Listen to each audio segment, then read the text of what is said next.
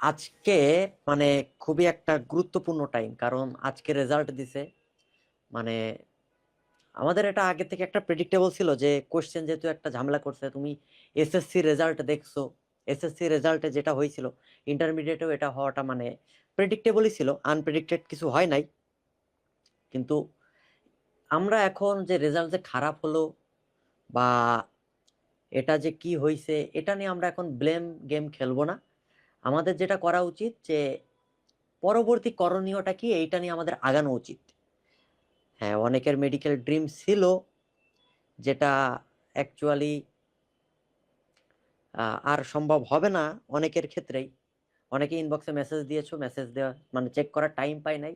আজকে ভার্সিটোলজি ব্যাচের ক্লাস ছিল, তাই কারণে ভাবলাম যে আজকের ক্লাসটা আমরা পাবলিক গ্রুপে নিই, যেন সবাই কথাগুলো শুনতে পারে। এইটা হচ্ছে একটা ব্যাপার। দেখো, ব্যাপারটা হয়েছে আমরা আমাদের মেডিলজির জন্য ভার্সিটির এই ব্যাচটা রান করছিলাম, যে শুরু থেকেই যে তোমরা মেডিকেলের পাশাপাশি যেন ভার্সিটির ক্লাসটাও করে নিজেকে এগিয়ে রাখতে পারো। যারা মেডিকেল প্রিপারেশন নিতেছো, এতদিন অনেকগুলো ক্লাস হয়ে গিয়েছে, সো তারা অনেকটা বুঝে গেছো যে ভার্সিটির প্রিপারেশনটা কিভাবে নিতে হয়। আর এখনো অনেকে শিফট করবে, এটা খুবই স্বাভাবিক, অস্বাভাবিক কিছু না। যার কারণে আমাদেরকে এখন টার্গেট নিতে হবে যে ভার্সিটিতে প্রিপারেশন নিতে গেলে কি করা যায় বা কি করতে হবে। এখন দেখো, যেহেতু 16 তারিখ আজকে রেজাল্ট দিয়েছে, মোটামুটি 1 থেকে 2 সপ্তাহের মধ্যে মনে করো যে সার্কুলার চলে আসবে। সবকিছু ভার্সিটি মেডিকেলের সার্কুলার সবাই দিয়ে দিবে। এটা হচ্ছে একটা ব্যাপার। তো আমাদের টার্গেট রাখতে হবে যে এখন কিভাবে কি করলে আগানো যায়।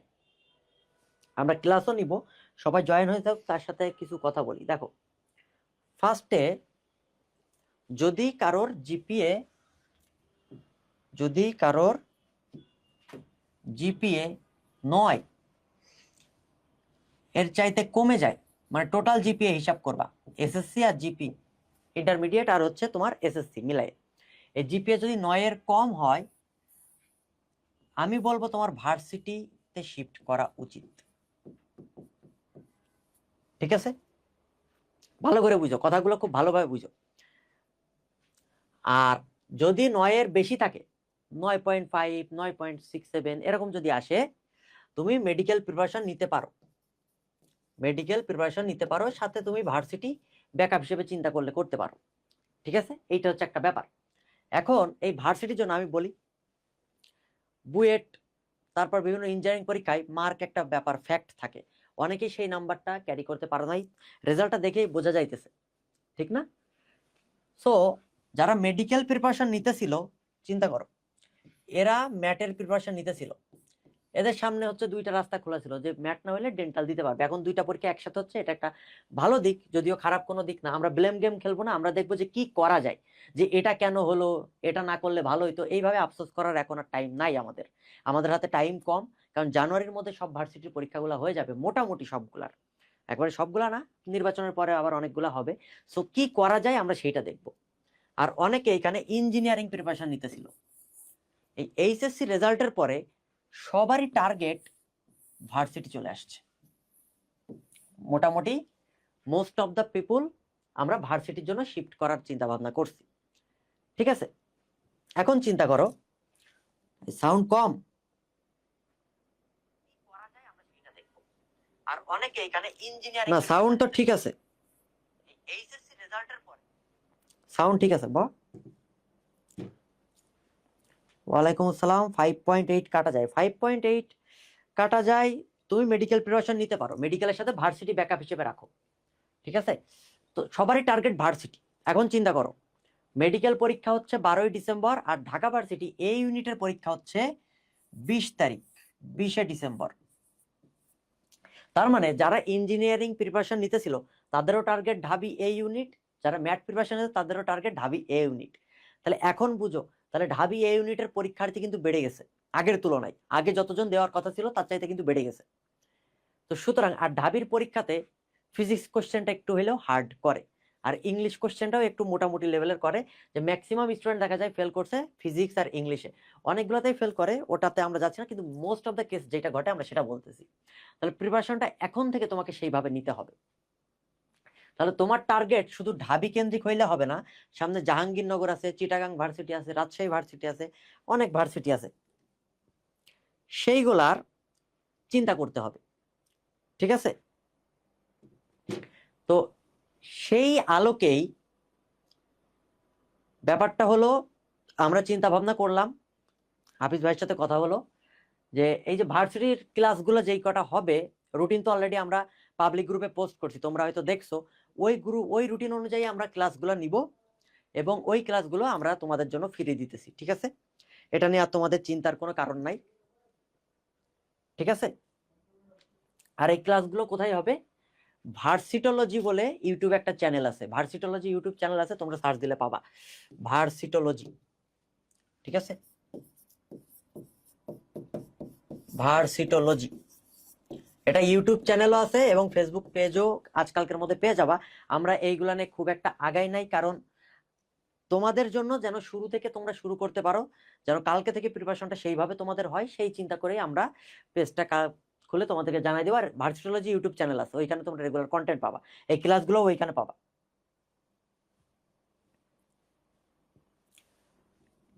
ক্লাস আর কোশ্চেন ব্যাংক সলভ করলে সব ভার্সিটি কভার হবে না? 100% হবে। এখন আমি তোমারে বলি ভার্সিটির প্রিপারেশনটা কিভাবে নিতে হয়, ভালো করে বুঝো। যারা মেডিকেল প্রিপারেশন নিতেছিলা তাদের স্ট্রং জোন হচ্ছে বায়োলজি আর ফিজিক্স কেমিস্ট্রি থিওরি পার্ট তোমরা খুব ভালোভাবে পারো। ক্লিয়ার? থিওরি পার্টে তোমরা খুব ভালোভাবে জানো।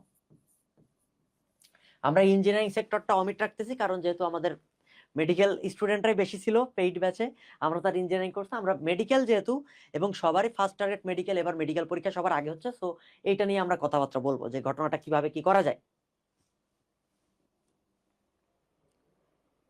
নাজমুল, তুমি হচ্ছে একটু ইয়ারফোন কানে নিয়ে দেখো। হ্যাঁ, ভালোভাবে জানো। আমরা ইঞ্জিনিয়ারিং সেক্টরটা অমিট রাখতেছি, কারণ যেহেতু আমাদের মেডিকেল। ওকে, আমার সাউন্ড এইখানে ঠিক আছে বাবা? তো তাদের বায়োলজিটা স্ট্রং জোন, তোমরা একটু পড়াশোনা করলে বা রিভিশন দিলে পেরে যাবা। কেমিস্ট্রি বলো, ফিজিক্স বলো, থিওরি পার্টটা তোমরা খুব ভালোভাবে জানো। এখন তোমাদের কি করা উচিত, যে কোনো ভার্সিটির ক্ষেত্রে আমি তোমারে বলি, যে কোনো ভার্সিটির ক্ষেত্রে তুমি পিওর সায়েন্স সাবজেক্টগুলো দাগানোর চেষ্টা করবা, ম্যাথ, বায়োলজি, ফিজিক্স, কেমিস্ট্রি, এইগুলা। ঠিক আছে? অন্যগুলাতে না যাওয়ার চেষ্টা করবা, যেহেতু তুমি একজন সায়েন্সের স্টুডেন্ট। অন্যগুলাতে যদি দেখো একেবারেই হচ্ছে না, তখন তুমি অন্য চ্যাপ্টার মানে চান্স নিতে পারো, ইংলিশ দাগাইতে পারো, বাংলা দাগাইতে পারো। ঠিক আছে? এই ক্ষেত্রে সবচেয়ে তোমার জন্য যেটা বেস্ট হবে, মানে আমি যেটা ফলো করছিলাম, ডিইউ এ ইউনিটের কোশ্চেন ব্যাংকটা সলভ করে ফেলা, এটার কোশ্চেন ব্যাংক সলভ করা। আর সাস্টের একটা কোশ্চেন ব্যাংক আছে, এককালে ছিল, ওইটা যদি পারো, এই কোশ্চেন ব্যাংকটা খুব ভালোভাবে সলভ করবা। কোশ্চেন ব্যাংক সলভ করলে কি হবে, তুমি একটা আইডিয়া পাবা যে না এই ধরনের কোশ্চেন গুলা হয়, কোশ্চেনের ক্যাটাগরি এমন হয়। এখন তুমি শিওর থাকো, এটা কিন্তু একটা আভাস যে এখন ঢাবিতে স্টুডেন্ট যদি বেশি পরীক্ষা দেয়, এরা কোশ্চেনও কিন্তু সেই লেভেলের করবে। কারণ অ্যাডমিশন ফেসটা হচ্ছে বাদ দেওয়া, তোমাকে যত আমি বাদ দিতে পারবো। আমার সিট সংখ্যা সাপোজ, আমি যদি ঢাকা মেডিকেল কথা বলি, সিট সংখ্যা 250। এবং ঢাকা মেডিকেল যদি আলাদাভাবে একটা পরীক্ষা নিত, এখন 1.5 লাখ পরীক্ষা দিলেও সেখানে 250 জনই চান্স পাইতো, ব্যাপারটা এরকম। তাহলে 250 জন চান্স পাইতে গেলে আমার কোশ্চেনটা সেইভাবে করতে হবে। সো শিওর থাকো, এবার প্রত্যেকটা অ্যাডমিশন ফেজে তোমার বেসিকটা কাজে লাগাইতে হবে। তো সেইভাবে তোমাকে প্রিপারেশনটা নিতে হবে। আর প্রিপারেশন নেওয়ার ক্ষেত্রে তুমি কি করবা, ডিইউ এ ইউনিটের কোশ্চেন ব্যাংকটা সলভ করবা, ফার্স্টের কোশ্চেন ব্যাংকটা যদি পারো সলভ করে ফেলবা। এগুলা করলে তোমার বেসিক এনাফ ডেভেলপ করবে। আর তোমার তো অলরেডি মানে পড়াশোনা করা আছেই, তুমি তো ইন্টারমিডিয়েটে আশা করি ফাঁকি টাকি মারো নাই। ঠিক আছে? আর প্রত্যেকটা ভার্সিটির জন্য আলাদা কোশ্চেন ব্যাংক আছে, ওইটা নিয়ে পরে বলবো। তো এইটা হচ্ছে একটা ব্যাপার। তো যাই হোক, এখন আমরা কি করব সেটা শুনো। আমাদের এই যে মেন কোর্স, এই যে ক্লাসগুলো হবে, এটা তো ম্যাক্সিমাম ভার্সিটিতে এমসিকিউ বেসড ক্লাস হয়, মানে এমসিকিউ বেসড পরীক্ষা হয়, তাই না? এই এমসিকিউ সলভ ক্লাসগুলো এটা চলতেছে এখন। এটার ক্লাস আমরা 13ই নভেম্বরের মধ্যে শেষ করে দিব। 13ই নভেম্বর পর্যন্ত এই ক্লাসগুলো তোমরা পাবা।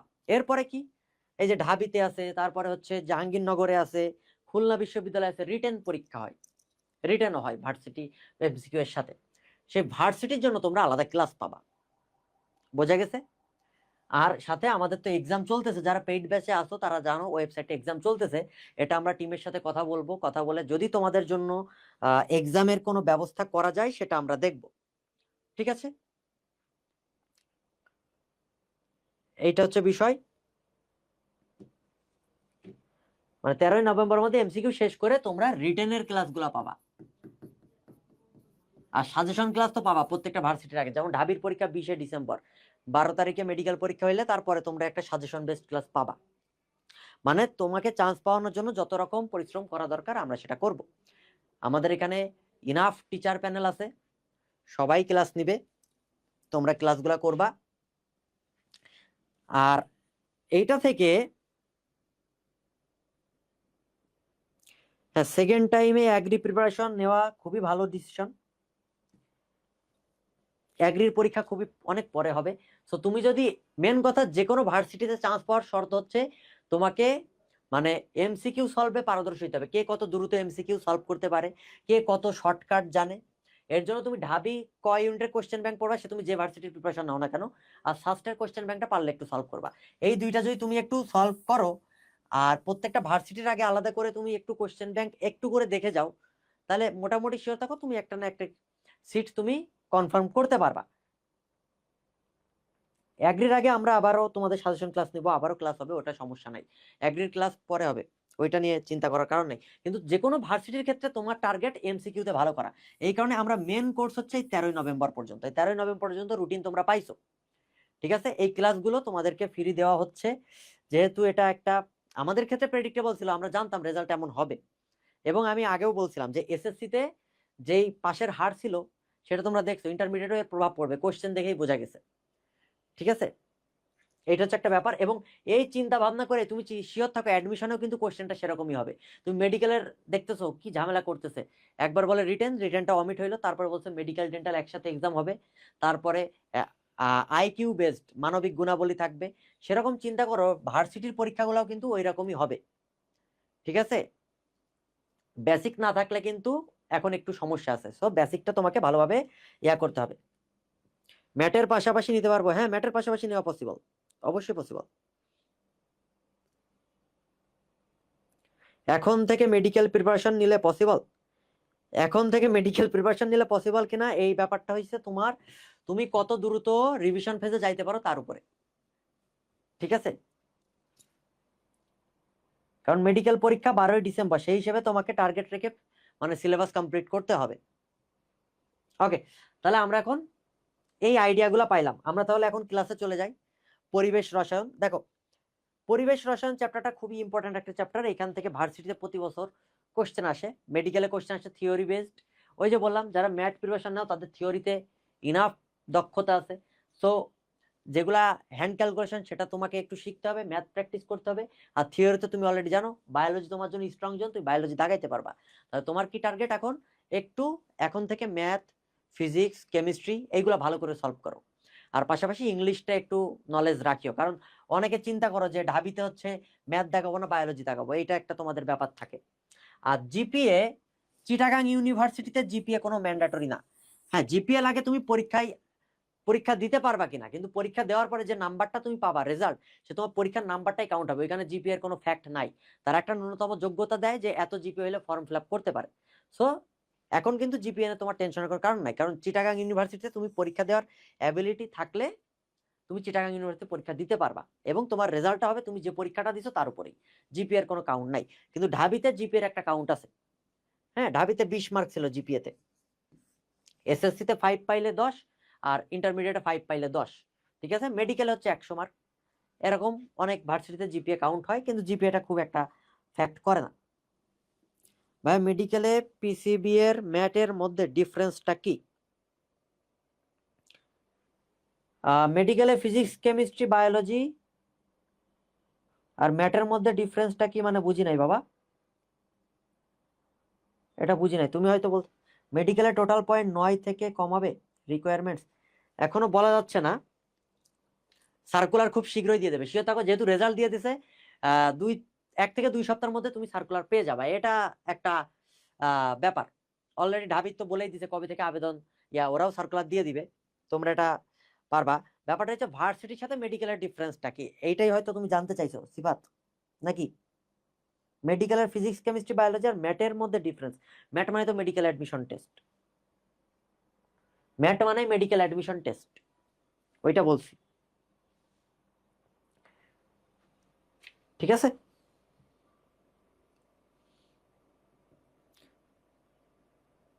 ভার্সিটিতে ফুল সিলেবাস নাকি শর্ট সিলেবাস? দেখো বিগত বছরের যে ব্যাপারটা ছিল ওই অনুযায়ী চিন্তা করলে সব ভার্সিটিতে শর্ট সিলেবাস, শুধুমাত্র চিটাগাঙে আমি দেখছিলাম ফুল সিলেবাসে পরীক্ষা নিছিল।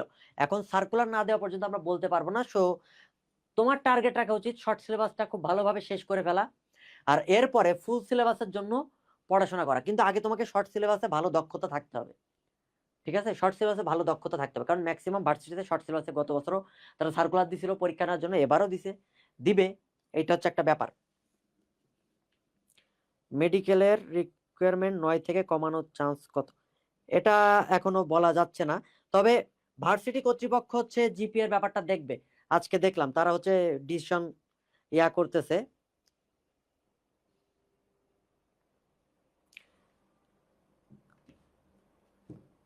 নয় থেকে 8.50 করবে না, চান্স কি আছে? এই চান্স এইভাবে নাই, ওই চান্সটা নাই ভাইয়া। ভার্সিটি আর ম্যাথের ফিজিক্স দেখো, মেডিকেল অ্যাডমিশন টেস্টে ফিজিক্স কেমিস্ট্রি অনুশীলনী থেকে কোশ্চেন আসে এবং হ্যান্ড ক্যালকুলেশন রিলেটেড ম্যাথগুলো আসে। ম্যাথগুলা খুবই কম আসে, বড় জোর 5টা থেকে হাইয়েস্ট গেলে 8টা মতো তুমি ম্যাথ পাইতে পারো, বাকি সব থিওরি বেসড। যে রিয়াকশন বলবে যে এটা কোথায় হয়, কোন বিজ্ঞানীকে আবিষ্কার করছে, এইটা। এই কারণে থিওরি পার্টটা বেশিভাবে পড়তে হয়, যার কারণে মোটামুটি তোমাদের একটা বেসিক আইডিয়া থাকা উচিত। আর ভার্সিটিতে টোটালি বেসিক জিনিসের অ্যাপ্লিকেশনটা আসে। আমরা এই যে এখন কোশ্চেন সলভ করে দেখতে পারবো, এর আগেও আমরা অনেকগুলো কোশ্চেন, ভার্সিটোলজি যে ইউটিউব চ্যানেল আছে, এই ইউটিউব চ্যানেলে গেলেই তোমরা পাবা বাকি ক্লাস, ফিজিক্সের ক্লাস আছে, ম্যাথের ক্লাস আছে, কেমিস্ট্রির ক্লাস আছে। ওইখানে কোশ্চেনগুলো দেখলেই বুঝতে পারবা যে ভার্সিটিতে কোন ধরনের কোশ্চেন। আর তুমি কোশ্চেন ব্যাংক খুলো না, তোমার কাছে কোশ্চেন ব্যাংক আছে, ঠিক আছে? কোশ্চেন ব্যাংক দেখে বুঝতে পারবা। চিটাগাং বিশ্ববিদ্যালয়ের প্রশ্ন সহজ, মেডিকেল প্রিপারেশন দিয়েই হয়ে যায়। হ্যাঁ, এটা একটা ভালো দিক যে চিটাগাং বিশ্ববিদ্যালয়ের প্রিপারেশন হয়ে যায় মেডিকেলের দিয়ে। মেডিকেলে কি বায়োলজিতে এ থেকে কমাবে? না, এইটা কমানোর চান্স নাই। এ থেকে আর কত কমাবে?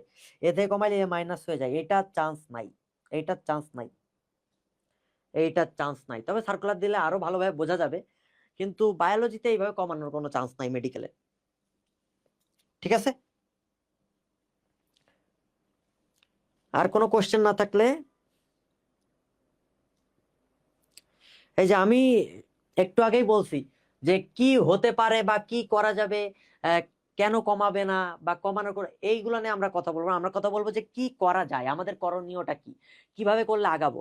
এখন তুমি কমাবে কি কমাবে না, যদি সার্কুলার দেয়, সার্কুলার যদি দেখো যে না বায়োলজিতে কমাই দিছে, সেটা তোমার জন্য ভালো, কিন্তু কমাবে না, এইটার চান্স আসলে নাই, ঠিক আছে? এইটার চান্স আসলে নাই।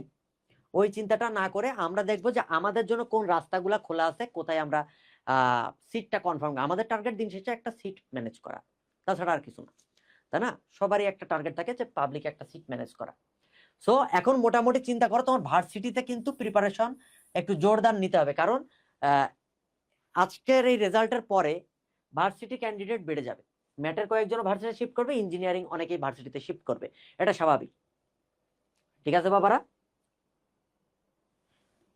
সার্কুলার খুব শীঘ্রই দিয়ে দিবে, যেহেতু রেজাল্ট দিয়ে দিছে, সার্কুলার খুব শীঘ্রই দিয়ে দিবে, কারণ সবাই চাচ্ছে দ্রুত পরীক্ষা নিয়ে নিতে। অলরেডি পরীক্ষার ডেট ঘোষণা হয়ে গেছে, সার্কুলার না দিয়ে তো পারবে না, সার্কুলারও দিয়ে দিবে।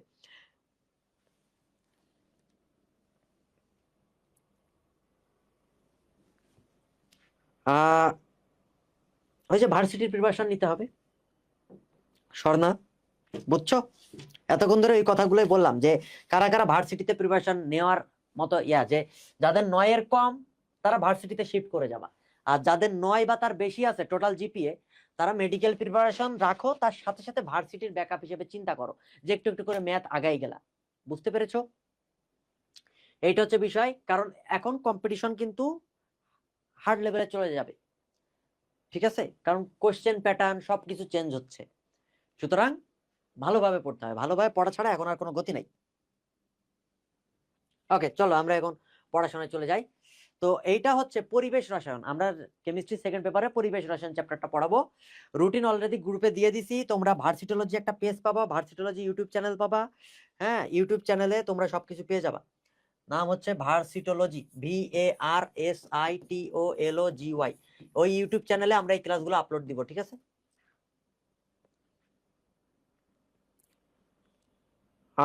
বায়োলজিতে মাইনাস আসছে, তাহলে মেডিকেলে আসলে প্রিপারেশন মানে কি বলা যায়, ফর্ম তোলার গত বছরের সার্কেল অনুযায়ী মেডিকেলে আসলে প্রিপারেশন নেওয়ার আর দরকার নাই, তুমি ভার্সিটিতে শিফট করো।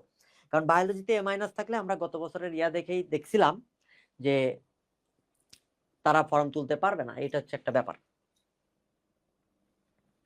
ঠিক আছে।